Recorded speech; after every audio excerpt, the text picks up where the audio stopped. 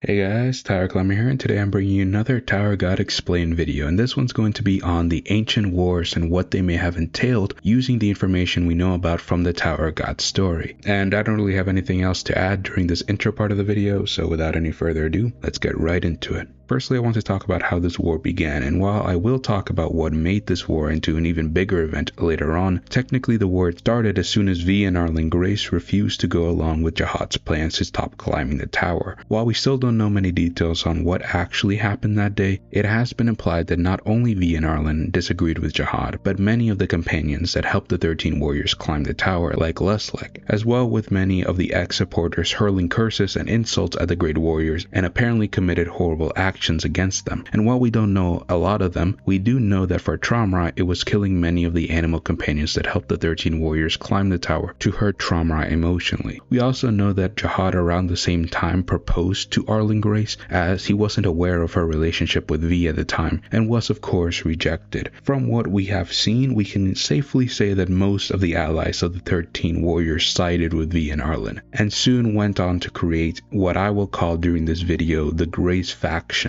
I also believe that for the most part, this was, in the beginning stages at least, a sort of Cold War, at least involving the 10 great families, with only really the Jihad forces and the Grace faction fighting from time to time on different areas of the tower. This war also must have taken place from a long stretch of time, as the remaining 10 warriors created their families and massive battleships, and Arlen Grace was the ruler of the 43rd floor of the tower for what seemed to be a while. I also think an important thing people need to understand is how strong the Grace faction could have potentially been, with of course 2 family head level leaders, most likely many members around the level of Leslek at the time, and the support of many native ones and possibly ancients themselves. With many of the 10 great families not fully getting into the war until Amizu's death, it would have been a pretty tough time overall for Jihad and his slightly less amount of followers, at least in the basic soldiers he commands, as maybe he got help from Tramrai and R.A. as they are very loyal to Jihad from the blog post and from just the story we have seen. And we also saw during the flashback that Tramrai was killing a bunch of ancients in the past, but Han in that very same flashback told Leslek that he hasn't seen V or Arlen since the day they stopped climbing, so it's still up in the air for me personally if he was fully involved into the war yet. But we do know that even before the Amizu stuff, there were battles in the tower due to Jihad's actions, as Gusting said that if Amizu joined the Grace faction, then she would be their enemy, and Amizu said that after that night there would be a lot of battles going forward to Yirong herself. We also do know the goals of both sides of this war. The Jihad side wanted to of course take care of the ones who stood against their wishes of becoming the rulers of the tower, and the Grace faction wanted to steal the key of the tower that at this point wasn't split up into different pieces like the 13-month series or the Jihad rings, and keep climbing the tower. Now, I have been saying for a while now, what truly changed the war was the quote-unquote Amizu incident, which was when Tramrai confronted Amizu and chastised her for attempting to leave their home without telling him. Tramrai tried to convince Amizu into returning with him, reminding her that the climb had finished, but Amizu fully denied the claim, stating that she never agreed to that, and she would join the others who opposed the decision into opening the tower once more. Irritated by Amizu making it clear that she will be betraying Jihad and the others, Tramrai rebuked her for showing desire similar to the very same people who cursed them, along with the other great warriors and Jihad, expressing his contempt for the people who ungratefully turned against them upon learning that the gate was closed, even though to Tramrai they were nothing more but losers who would have never climbed anywhere in the tower without the leadership of Jihad and the great warriors. However, not even this was enough to shake Amizu, for while she admitted to resenting them just like Tramrai for their actions, she had came to realize in time that Arlen and V's group were in the right side, as the great warriors didn't have the right to close the gate on those who climbed the tower with them, and professed her utmost belief that those who climbed the tower with the great warriors had the right to know the truth on why the tower was even closed in the first place. Realizing that Amizu really was seriously going to leave him, Tramrai made one last attempt to appeal to their love, reminding Amizu that it was her who promised that they would live together forever in their new battleship that they made. While this brought Amizu to tears at the moment, she remained remained firm on her decision as she revealed that she knew what Tromrai had been working with Jihad for, and the horrors that Tromrai was committing underneath her this entire time in their new home. Unable to respond, Tromrai watched, stunned in silence, as Enkidu proceeded to brutally kill Amizu by hacking her with his blade over and over again out of rage over Amizu being willing to leave Tromrai behind, but in truth was being consciously controlled by Tromrai to strike Amizu down. Tromrai later made it seem to Gusting that Enkidu wasn't lying, that V was in fact the one who told Enkidu to kill Amizu. Of course, this was all fake, as it was later revealed by Enkidu that he was not capable of harming any of Tromrai's companions consciously due to Tromrai's deals with the guardians of the tower to empower Enkidu. This shocked Gusting to his core, who quickly realized that Tromrai had mind-controlled Enkidu's false confession after having him kill Amizu, causing Gusting to decide against killing Enkidu. So Tromrai and the other great warriors came to the decision to seal Enkidu away inside the sprout and erase their memories of him altogether. But even with Enkidu being spared, this action by Tromrai did make most, if not all, of the great family heads turn completely on the Grey's faction and hunt them down until they ultimately won the war. We don't know many details